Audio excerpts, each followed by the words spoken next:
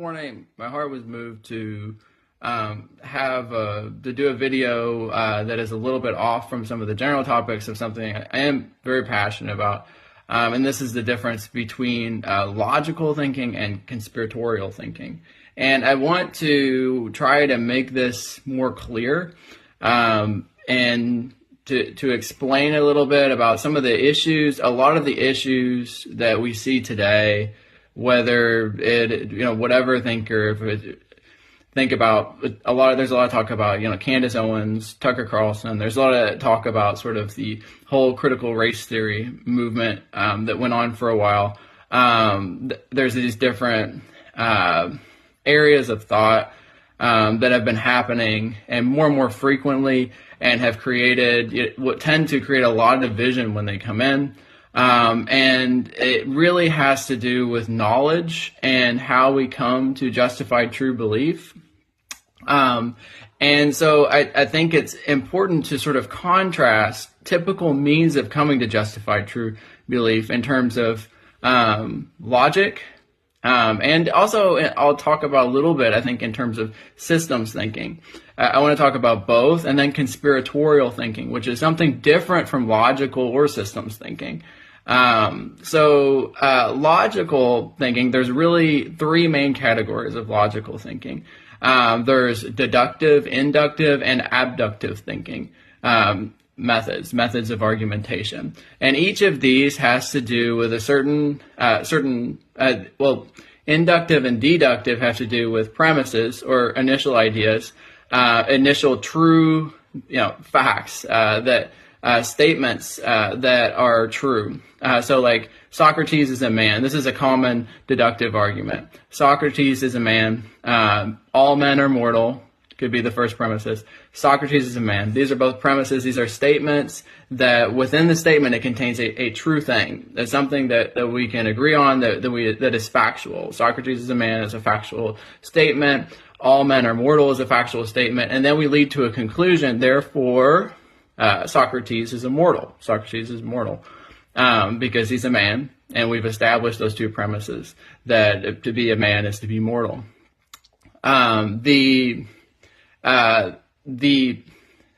this is when we have whether it's inductive or deductive, you have a set of premises, and then those premises lead to a conclusion. For inductive, you lead to a probable conclusion. You can say, you can give statistics like 90% of people who commit, you could say like 80% of people who commit violent crimes, have a criminal record. And then you could say this person, X person, committed a violent crime. There's an 80% chance, broadly, a lot of other things may come in, but for this argument, a very simplified argument, there's 80% chance that this person has a criminal record. It follows the conclusions, and so you can get to a probabilistic sort of answer in the end. And so you're working your way, when you have logical thinking, from premises, statements that we know, and that they lead to a conclusion. And it's important for that conclusion to follow from the premises, and that the conclusion needs to sufficiently follow from the premises, so that the premises, so the fact that all men are mortal and that Socrates is a man is sufficient for being able to say that Socrates is mortal, because the two conditions are covered in the premises. They're fully covered in the premises. And so we have a conclusion that acts as knowledge because it is sufficiently explained by the premises. And this is the same with inductive arguments, that probabilistic final conclusion that you get, which is not certain like deductive, but it's probabilistic, that probabilistic conclusion that you get, it is something that is sufficiently covered by the premises, so that you have that level of certainty according to what the premises are saying.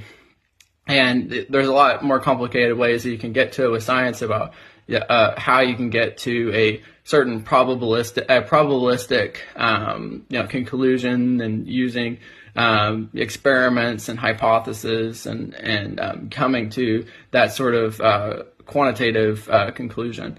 Then there's abductive reasoning, which is reasoning to the best conclusion. This is often done in legal type things, and it's particularly, applies to things, like maybe the case with Charlie Kirk or something. An abductive, that court is probably going through some kind of an abductive sort of conclusion. They're looking at different possible answers, and the jurors, the prosecution is making the case that a particular answer is the right one, and they're using evidence in order to do that. And so you're considering, when you do an abductive sort of answer, you have multiple conclusions that you have before you, and you're trying to think what is the best conclusion given the evidence. What is the most likely thing that is true given the evidence? And it's very important you have these possible conclusions, because that's the only thing that really gives you knowledge, is saying whether or not you can say yes or no about these things.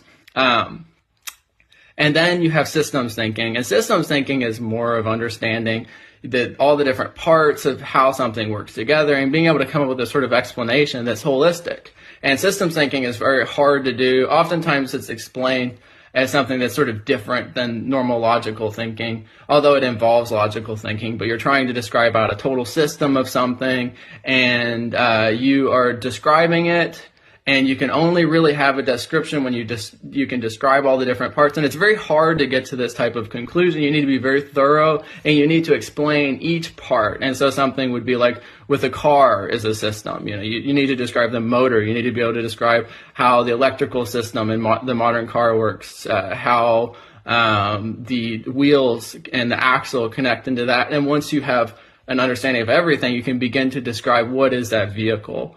But this sort of conspiratorial thinking is none of these. Conspiratorial thinking, or just asking questions sort of thinking, it has to do with you're going in and without a conclusion in mind. You're going in and not attempting to draw some kind of premises that are going to sufficiently explain something. Instead, all you're trying to sort of do is pick at these different things. And it's normally conspiratorial thinking starts with a topic that is very frustrating. You're angry about it. Whether it's JFK's assassination, why does someone assassinate a president? Whether it's 9/11, whether it's many things, or Charlie Kirk's assassination is the most recent one. It's something that people are frustrated about, and you want an answer. And so then there is this process of just sort of grabbing things out of the air that are difficulties, and becoming more angry about it because of these sort of difficulties, and then not using these difficulties to form an argument in order towards a conclusion. So you see, like with deductive logic, inductive logic, abductive logic, or even systems thinking, you're trying to build something so that you can say something. You're building towards a conclusion. You have a conclusion you're aiming towards to create a sufficient case to be able to give that explanation. What the conspiratorial thinking, and if you can tell when you're getting into this, is you start to say, there's just questions. There's just the temperature of the temperature of the beams in the towers is mentioned. You get these these different points that are sort of criticisms of how is this, but there's nothing that really forms into what is the motive of the party that you're accusing. Who do you think did this? How exactly do you think that motive worked? What do you think is the explanation of how this was done, and in what way, and what evidence do you have that shows that gives a sufficient conclusion for the sort of thing that you're doing? But particularly with conspiratorial thinking, is that sufficiency is covered through just pointing out difficulties. You point out difficulties with these other theories, and then you posit something that you haven't explained, you haven't given evidence for, but you posit something that no one else is doing conspiratorial thinking with. So no one else is kind of unraveling it in the way that you're trying to sort of ask these questions about these legitimate theories. It's really an abductive process of where you're taking pretty legitimate explanations with JFK, that there was one shooter, or with different things. You're taking away from some different, more legitimate explanations, and you're sort of picking at them, and then you suddenly throw in a separate thing, like Candace Owens or someone does, that Israel committed the JFK assassination or something. You throw in an explanation over here that doesn't have that trail of evidence. In these, you see these different options, and you have this other option over here. You don't have a trail of evidence. You don't have things that are explaining where motive and all this that has sort of been done here, although there's a looseness to it. And this is part of what in the conspiratorial thinking that is the challenge, is there's a case that sort of leads to that conclusion, of who, of the typical case of 9/11 was committed by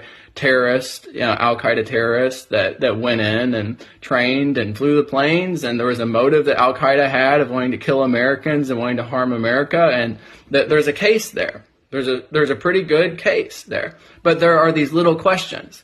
Now, that Israel did it, for instance, which is what some of these conspiratorial people are saying. There isn't a case for that, but there are these little things people will pick at. Well, what about these dancing Jews, or what about this over here? And so they're picking at theories that have that kind of sufficient case, but have some challenges.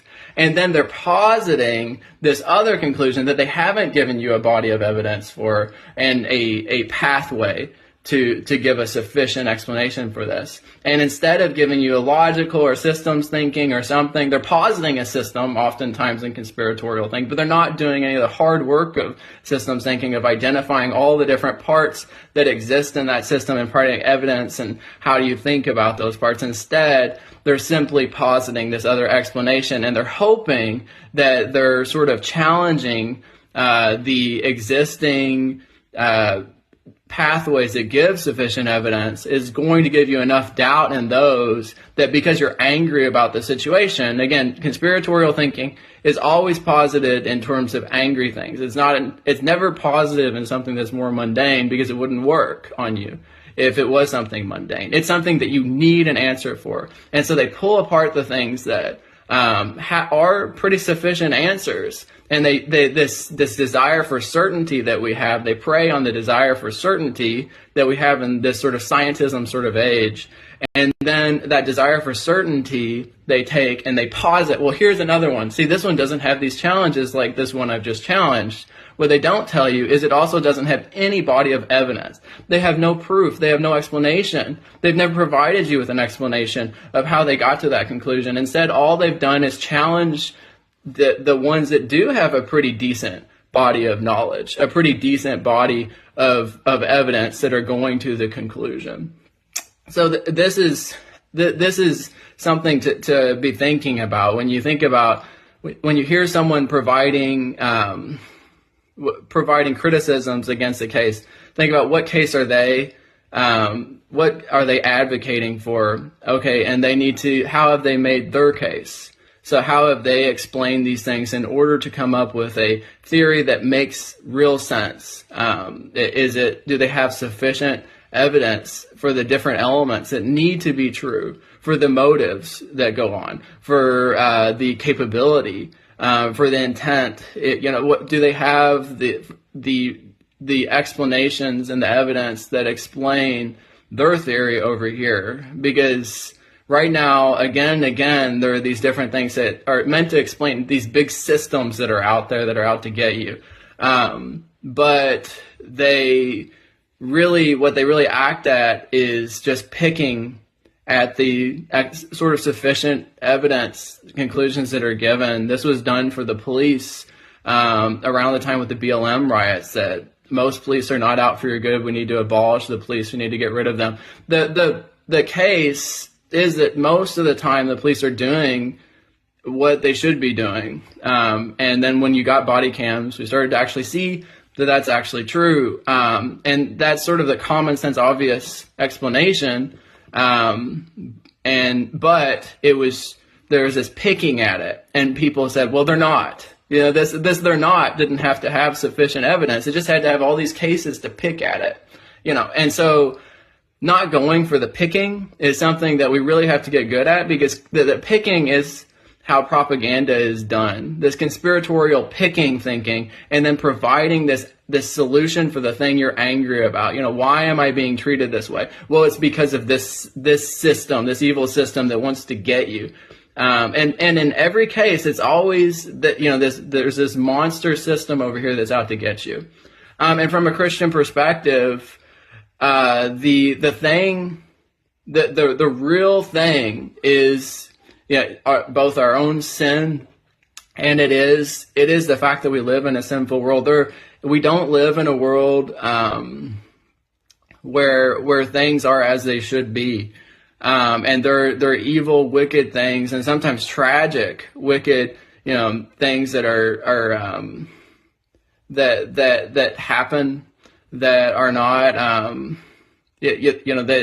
that don't have some big system or something right behind them that we can just identify with. But the problem of sin is something that we can deal with, because we can move towards something that is better, and move towards the kingdom of God, and that will be fulfilled because the ultimate King, Jesus Christ, who will rule in a way that is just and right, and will be able to produce people, those who are willing to really produce what's right in people, to live in a true good system. We can get there through Jesus Christ alone.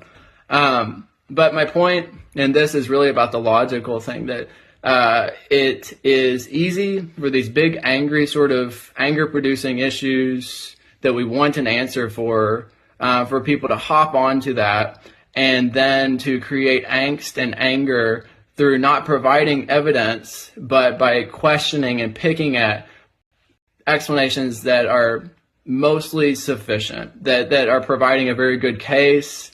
In every case, in reality, we don't often have strong deductive arguments like the Socrates was a man case. Oftentimes what we have sort of probabilistic explanations. We have things that we can find what is the best explanation for something, but there are a lot of questions. Part of the reason abductive reasoning exists, and like a lot of legal contests, is because of the lack of certainty that we can get to. And we don't like that, especially in this age. We want a certain conclusion. We don't want these things lying outside, like, what is this and what is this? A lot of times those things don't wrap up in a nice bow and you have this perfect package. A lot of times there's difficulties, but you look for what is the best explanation. What is the best explanation of this body of evidence? What really explains it better than the other ones? And what has the best case, the best pile, or the best body of evidence to go with it? And so it's just a tip, definitely a longer video. But hopefully this helps some people in sort of looking at a lot of the conspiratorial thinking that's going on, and beginning to challenge it and saying, which of these sort of areas of attaining knowledge does what I'm hearing fit into? And if it doesn't fit into any of those, put on a very strong disbelieve sort of button. You should have a much higher believe when we start to see a good case of evidence being made, especially in something like with the court system and things like that, when it's done rightly, than we do with the conspiratorial sort of folks.